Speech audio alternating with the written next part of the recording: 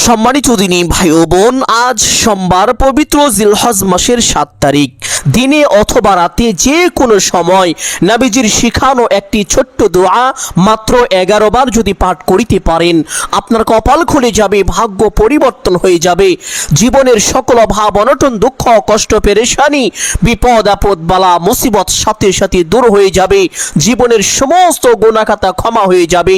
আপনি যত রকম গুনাহ করেছেন, শিরকি কুফরি বিদআতি নাফরমানি চগলখড়ি এমনকি জিনাহের মতো ভয়ঙ্করতম গুনাহও যদি আপনি করে থাকেন, তবুও আল্লাহ তাআলা সমস্ত গুনাহ খাতা ক্ষমা করে দিবেন। সুবহানাল্লাহ। সম্মানিত দিনী ভাই বোন, এক কথাই এই আমল করে আপনি যা চাইবেন আল্লাহ তাআলা আপনাকে তাই দান করবেন। আপনাকে আল্লাহ তাআলা একটি পবিত্র নিষ্পাপ জীবন দান করবেন। সুবহানাল্লাহ। সম্মানিত দিনী ভাই ও বোন আমার, এই আমলটি কখন করিবেন, কিভাবে করিবেন, প্রত্যেকটি বিষয় আপনাদেরকে সুস্পষ্টভাবে বলে দিব। সকলেই গভীর মনোযোগ দিয়ে শুনবেন ইনশাআল্লাহ। এই আমলটি করার জন্য দিনে অথবা রাতে যে কোনো সময় প্রথমে উত্তম রূপে ওযু করবেন। ওযু শেষ করে একটি পবিত্র স্থানে চলে যাবেন। গিয়ে কিবলামুখী হয়ে দাঁড়িয়ে কমপক্ষে 2 রাকাত সালাতুল হাজত নামাজ পড়বেন। আল্লাহ নবী সাল্লাল্লাহু আলাইহি ওয়াসাল্লাম বলেছেন, সালাতুল হাজত নামাজ হলো বান্দার উদ্দেশ্য পূরণের নামাজ, বান্দার মনোবাসনা পূরণের নামাজ। আমরা অনেকে আছি, মনের মধ্যে অনেক ইচ্ছা, অনেক আশা, কিন্তু কখনোই পূরণ হয় না।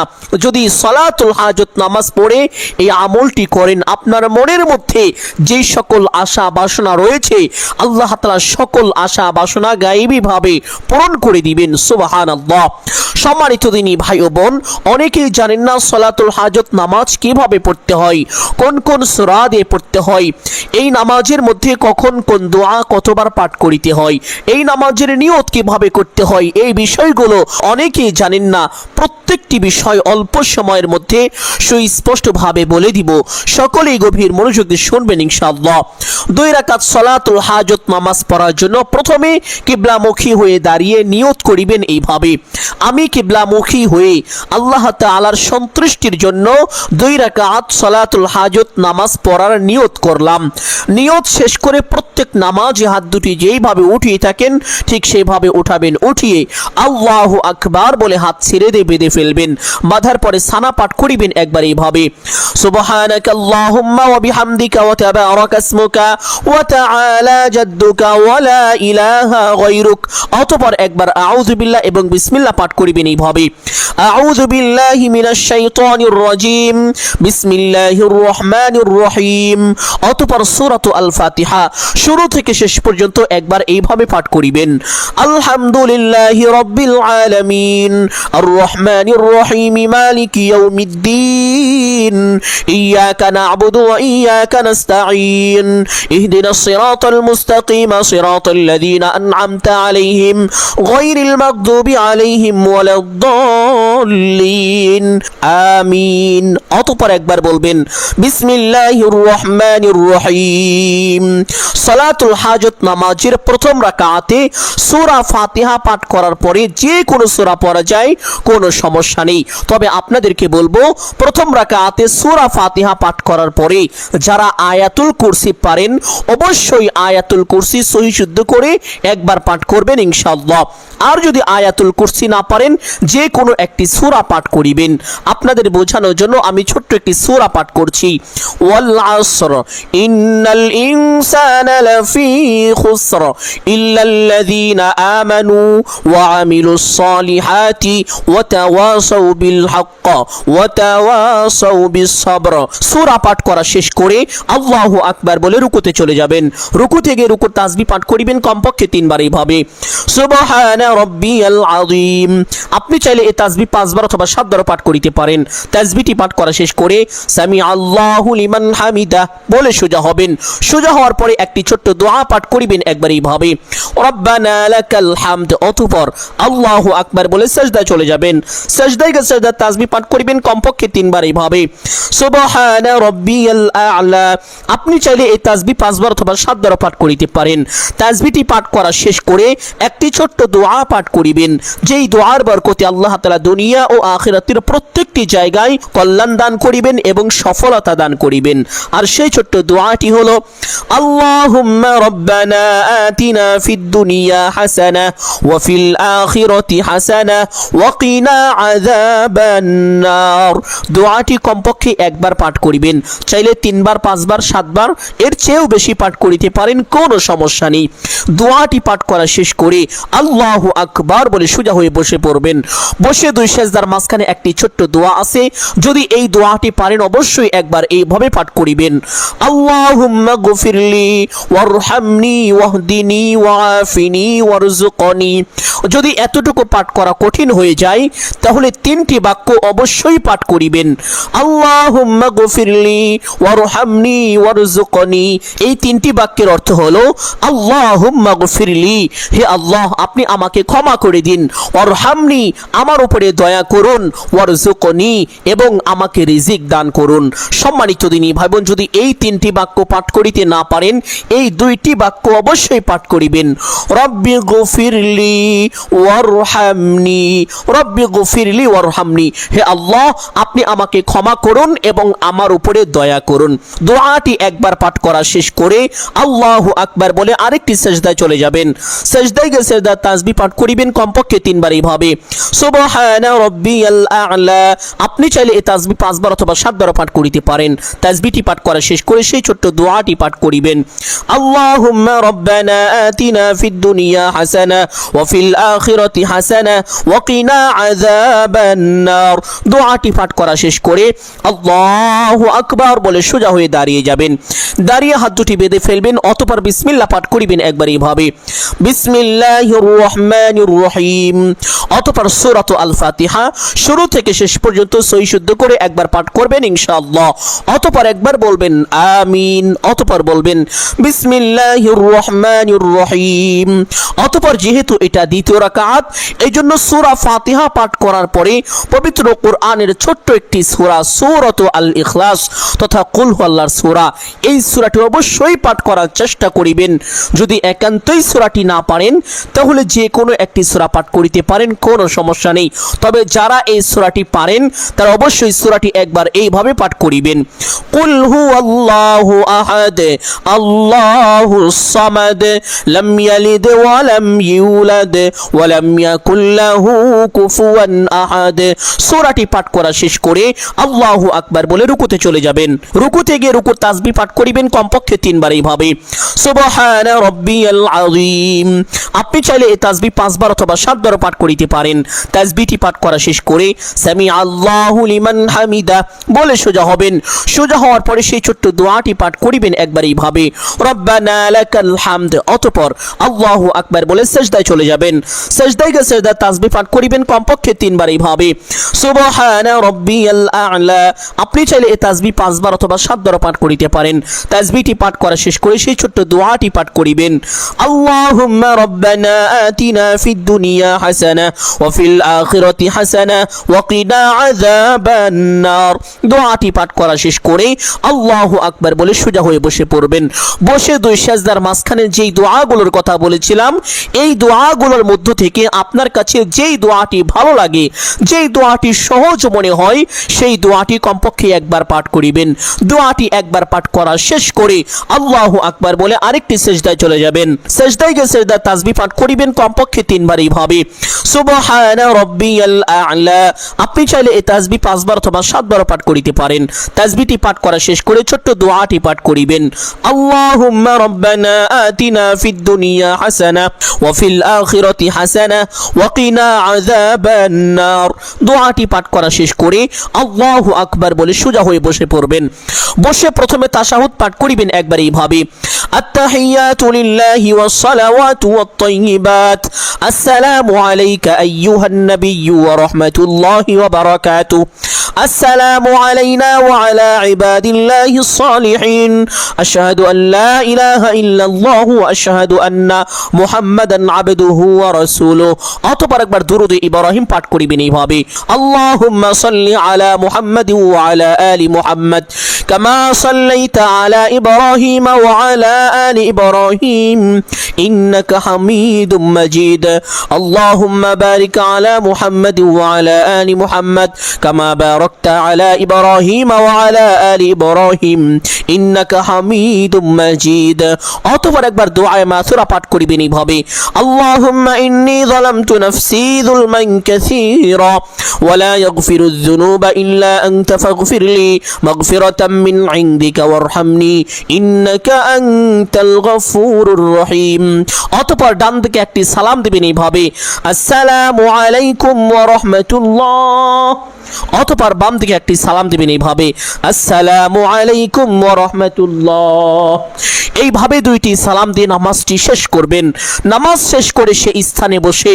সর্বপ্রথম একটি ছোট্ট ইস্তেগফার পাঠ করবেন যেই ইস্তেগফারের ব্যাপারে পবিত্র হাদিসের মধ্যে এসেছে আল্লাহ নবী সাল্লাল্লাহু আলাইহি ওয়াসাল্লাম বলেছেন আপনি যদি এই ইস্তেগফার পাঠ করেন আল্লাহ তাআলা পক্ষ থেকে সাথে সাথে বিশেষ 5টি পুরস্কার পাবেন সুবহানাল্লাহ এক নাম্বার পুরস্কার আল্লাহ তাআলা আপনার জীবনের ও যৌবনের সমস্ত গুনাহ খাতা ক্ষমা করে দিবেন দুই নাম্বার পুরস্কার সকল অভাব অনটন দুঃখ কষ্ট পেরেশানি বিপদ আপদ বালা মুসিবত দূর করে দিবেন তিন নাম্বার পুরস্কার আল্লাহ তাআলা কামাই রুজি ব্যবসা বাণিজ্যের মধ্যে প্রচুর পরিমাণ উন্নতি ও বরকত দান করিবেন যেদিকেই যাবেন আল্লাহ তাআলা আপনাকে সফল করে দিবেন সুবহানাল্লাহ চার নাম্বার পুরস্কার আপনার যদি সন্তানাদি না হয় তাহলে আল্লাহ তাআলা আপনাকে অতি দ্রুত নেককার সালিহিন সন্তান দান করবেন আর যদি সন্তান থাকে এই সন্তানগুলোকে আল্লাহ তাআলা দুনিয়ার সর্বশ্রেষ্ঠ নেককার সালিহিন সন্তান হিসেবে কবুল আর মঞ্জুর করবেন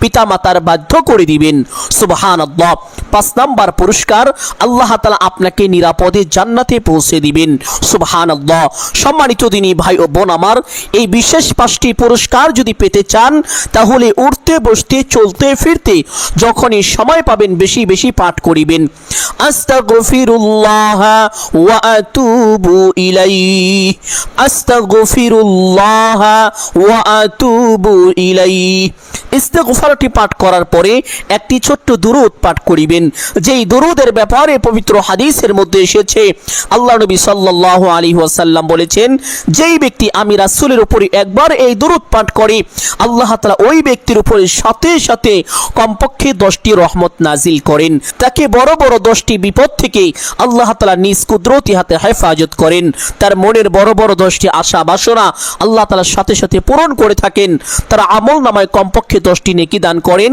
তার জীবন থেকে কমপক্ষে 10টি গুনাহ খাতা ক্ষমা করেন সুবহানাল্লাহ শুধু তাই নয় নবীজি বলেছেন যেই ব্যক্তি এই দুরূদ বেশি বেশি পাঠ করবে কাল হাসরের ময়দানে ওই ব্যক্তি নবীজি সাল্লাল্লাহু আলাইহি ওয়াসাল্লামের অতি নিকটে থাকবে এবং নবীজি সাল্লাল্লাহু আলাইহি ওয়াসাল্লামের উপরে ওই ব্যক্তির জন্য সুপারিশ করাটা ওয়াজিব হয়ে যাবে নবীজি বলেন আমি অবশ্যই ওই ব্যক্তির জন্য আল্লাহ তাআলার দরবারে কাল হাসরের ময়দানে সুপারিশ করে তাকে নিরাপদে জান্নাতে পৌঁছে দিব সুবহানাল্লাহ সম্মানিত দিনী ভাই বোন নবীজির শাফায়াত যদি পেতে চান এবং দুনিয়ার প্রত্যেকটি জায়গায় সফল যদি হতে চান তাহলে উঠতে বসতে চলতে ফিরতে যখনই সময় পাবেন এই দুরূদটি বেশি বেশি পাঠ করিবেন দুরূদটি হলো আল্লাহুম্মা সাল্লি আলা মুহাম্মাদ ওয়া আলা আলি মুহাম্মাদ কামা সাল্লাইতা আলা ইব্রাহিম ওয়া আলা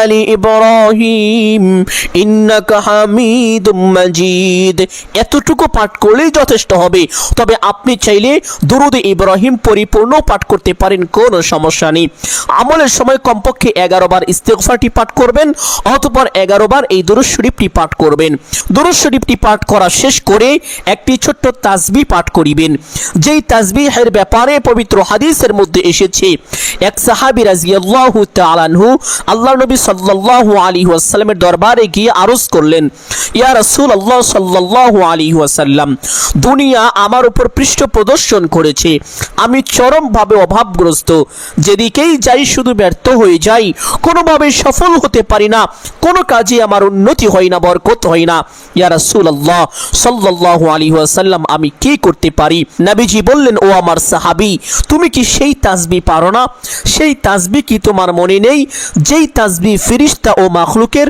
যার বরকতে সমস্ত ফেরেশতারা আল্লাহ তাআলা পক্ষ থেকে রিজিক পেয়ে থাকে অতঃপর নবীজি সাল্লাল্লাহু আলাইহি ওয়াসাল্লাম ওই সাহাবীকে তাসবিহটা শিখিয়ে দিলেন দিলেন। সাহাবী বাড়িতে চলে গেলেন, গিয়ে আমলটি করতে লাগলেন। অল্প কয়েকদিনের ভিতরে আল্লাহ তাআলা তাকে এত ধন সম্পদ দান করলেন, দুনিয়া কোথায় রাখবে, কোথায় জায়গা দিবে, জায়গা পর্যন্ত ছিল না। সুবহানাল্লাহ। অতঃপর সাহাবী রাদিয়াল্লাহু তাআলা আনহু আল্লাহ নবী সাল্লাল্লাহু আলাইহি ওয়াসাল্লামের দরবারে চলে গেলেন, গিয়ে আরজ করলেন, ইয়া রাসূলুল্লাহ সাল্লাল্লাহু আলাইহি ওয়াসাল্লাম, আপনি আমাকে যেই তাসবিহটি শিখিয়েছেন, এই তাসবিহের আমলটি আমি করেছি। আল্লাহ তাআলা এই অল্প কয়েকদিনের ভিতরে আমাকে এত ধন সম্পদ দান করেছেন, এই ধন সম্পদ আমি কোথায় রাখবো, কোথায় জায়গা দিব, জায়গা পর্যন্ত আর নেই। সুবহানাল্লাহ। নবীজি শুনে খুশি হয়ে গেলেন। নবীজি বললেন, ও আমার সাহাবী, আল্লাহ তোমাকে কেনই বা দিবে না? আল্লাহ তো এই তাসবিহের বরকতে সমস্ত মাখলুককেই রিজিক দিয়ে থাকেন। সুবহানাল্লাহ। সম্মানিত দিনী ভাই বোন, আপনাকে আল্লাহ তাআলা কেনই বা রিজিক দিবে না? আপনার অভাব অনটন কেনই দূর করবেন না? আপনার ঋণ কেনই বা পরিশোধ করবেন না? আল্লাহ তো এই তাসবিহের বরকতে সমস্ত মাখলুককেই বৃষ্টির মতো রিজিক দান করে থাকেন। সুবহানাল্লাহ। সম্মানিত দিনী ভাই বোন, আর সেই ছোট তাসবিহটা হলো সুবহানাল্লাহি ওয়া বিহামদিহি সুবহানাল্লাহিল আলিয়্যিল আযীম ওয়া বিহামদিহি আস্তাগফিরুল্লাহ। আমলের সময় কমপক্ষে 100 বার সহিহ শুদ্ধ করে এইভাবে তাসবিহটা পাঠ করিবেন এবং প্রত্যেক দিন সকালে সুবহে সাদিক উদিত হওয়ার সময় অথবা সূর্য ওঠার সময় 100 বার পাঠ করিবেন। এইভাবে যদি নিয়মিত এই আমলটি করতে পারেন, আল্লাহ তাআলা দুনিয়াকে আপনার পায়ের নিচে ঢেলে দিবেন। আপনি যা চাইবেন আল্লাহ তার সাথে সাথে ব্যবস্থা করে দিবেন। সুবহানাল্লাহ। সম্মানিত দিনী ভাই বোন, তাহলে আমলের সময় তাসবিহটা এইভাবে 100 বার পাঠ করিবেন। পাঠ করা শেষ করে একটি ছোট্ট দোয়া 11 বার পাঠ করিবেন, যেই দোয়ার ব্যাপারে পবিত্র হাদিসের মধ্যে এসেছে, একজন হতদরিদ্র ঋণগ্রস্ত ব্যক্তি আলী রাদিয়াল্লাহু তাআলা আনহু এর নিকট এসে কিছু সাহায্য চাইলেন। আলী রাদিয়াল্লাহু তাআলা আনহু ওই ব্যক্তিকে বললেন, হে ভাই, আমি কি তোমাকে এমন কয়েকটি বাক্য শিখিয়ে দিব যা নবীজি সাল্লাল্লাহু আলাইহি ওয়াসাল্লাম আমাকে শিখিয়েছিলেন, যেই বাক্যগুলো পাঠ করিলে তোমার ঋণের পরিমাণ যদি পাহাড় সমান হয়ে থাকে, তবুও মহান আল্লাহ তাআলা কুদরতি ভাবে তোমার সমস্ত ঋণ পরিশোধ করে দিবেন। তোমার সমস্ত ঋণ পরিশোধের দায়িত্ব আল্লাহ তাআলার নিজ জিম্মায় নিয়ে নেবেন। অতঃপর হযরত আলী রাদিয়াল্লাহু তাআলা আনহু ওই ব্যক্তিকে এই দোয়াটি শিখিয়েছিলেন। দোয়াটি হলো, আল্লাহুম্মা কফিনি বিহালালিকা আন হারামিকা ওয়া আগনিনি বিফাদলিকা আম্মান সিওয়াক। এই দোয়ার আমল করেও যার ঋণ পরিশোধ হবে না, তার ঋণ কিয়ামতের আগে কোনোভাবেই পরিশোধ হবে না। তার কপাল পোড়া, তার চাইতে হতভাগা পৃথিবীর আর দ্বিতীয় কেউ হতে পারে না। নাউযুবিল্লাহ। আমি এজন্যই কথাটি বললাম, কারণ এই দোয়া পাঠ করলে, এই দোয়ার আমল করলে আপনার ঋণ পরিশোধ হবেই হবে ইনশাআল্লাহ। নবীজি সাল্লাল্লাহু আলাইহি ওয়াসাল্লাম নিজে বলেছেন। এই জন্য সম্মানিত দিনী ভাই বোন, উঠতে বসতে চলতে ফিরতে যারা ঋণগ্রস্ত আছেন, এই দোয়াটি বেশি বেশি পাঠ করিবেন। বিশেষ করে 5 ওয়াক্ত নামাজের পরে কমপক্ষে 7 বার করে পাঠ করবেন। আমলের সময় কমপক্ষে 11 বার পাঠ করিবেন। এই দোয়াটি পাঠ করা শেষ করে আর একটি ছোট্ট তাসবিহ 100 বার পাঠ করিবেন, যেই তাসবিহ হলো আল্লাহ তাআলার প্রিয় তাসবিহ, যেই তাসবিহ পাঠ করিলে নবীজি সাল্লাল্লাহু আলাইহি ওয়াসাল্লাম বলেন, আপনার গুনাহের পরিমাণ যদি সমুদ্রের ফেনা রাশিও হয়ে থাকে, তবুও মহান আল্লাহ তাআলা আপনার জীবনের ও যৌবনের সমস্ত গুনাহ খাতা ক্ষমা করে দিয়ে আপনাকে একেবারে নিষ্পাপ মাসুম বানিয়ে দিবেন এবং আল্লাহ তাআলার সাথে সাথে আপনার উপরে সন্তুষ্টি হয়ে যাবেন। সুবহানাল্লাহ। আর সেই ছোট্ট তাসবিহটা হলো সুবহানাল্লাহি ওয়া বিহামদিহি। আমলের সময় এইভাবে সহিহ শুদ্ধ করে কমপক্ষে 100 বার পাঠ করিবেন। তাসবিহটা 100 বার পাঠ করা শেষ করে আবার সেই দুরূদটি পাঠ করিবেন এইভাবে, আল্লাহুম্মা সাল্লি আলা মুহাম্মাদ ওয়া আলা আলি মুহাম্মাদ কামা সাল্লাইতা আলা ইব্রাহিম ওয়া আলা আলি ইব্রাহিম ইন্নাকা হামিদুম মাজিদ। দরুদটি এইভাবে 11 বার পাঠ করা শেষ করে মোনাজাত করবেন। সম্মানিত দিনী ভাই বোন, এখন আমি মোনাজাত করব, সকলে আমার সঙ্গে হাত উত্তোলন করে আমিন আমিন বলবেন। বলা তো যাই না কার দোয়া আল্লাহ তাআলা কখন কবুল করে নেন, কার ওসিলা করে আল্লাহ তাআলা কার দোয়া কবুল করে নেন বলা যায় না। এই জন্য সকলেই আমার সঙ্গে হাত উত্তোলন করে আমি যখন দোয়া করব আপনারা আমিন আমিন বলবেন। আলহামদুলিল্লাহি রাব্বিল আলামিন والصلاة والسلام على سيد الأنبياء والمرسلين ربنا آتنا في الدنيا حسنة وفي الآخرة حسنة وقنا عذاب النار يا رب العالمين يا أرحم الراحمين الله আমার সঙ্গে যারা হাত উত্তোলন করেছে জীবনের সমস্ত গুনাহ খাতা ক্ষমা করে দিন ইয়া রাব্বাল আলামিন ইয়া আরহামার রাহিমিন। শিরকি কুফরি বিদআতি নাফরমানি চগলখড়ি হে আল্লাহ, যত রকমের গুনাহ আমরা করে ফেলেছি আমাদের সমস্ত গুনাহ খাতা আপনি ক্ষমা করে দিন। আমাদের গুনাহের কারণে আমাদের উপরে রাগান্বিত হয়ে থাকিয়েন না, আমাদের উপরে গুসা করিয়েন না। হে আল্লাহ, আপনি আমাদের উপরে রাজি সন্তুষ্ট হয়ে যান ইয়া রাব্বাল আলামিন। আমাদের মধ্যে যারা অভাবগ্রস্ত আছেন সকলের অভাব অনটন দূর করে দিন। যারা ঋণগ্রস্ত আছেন সকলের ঋণ পরিশোধ করার ব্যবস্থা করে দিন। আপনি গায়বীভাবে সকলকে সাহায্য করুন, সকলের ঋণ গায়বীভাবে পরিশোধ করে দিন ইয়া রাব্বাল আলামিন ইয়া আরহামার রাহিমিন। যারা কঠিন বিপদের মধ্যে আছে, বালা মুসিবত বাড়ির মধ্যে আক্রমণ করছে, সকলের বাড়ি ঘর সংসার পরিবার থেকে সকল বালা মুসিবত বিপদ আপদ দূর করে দিন।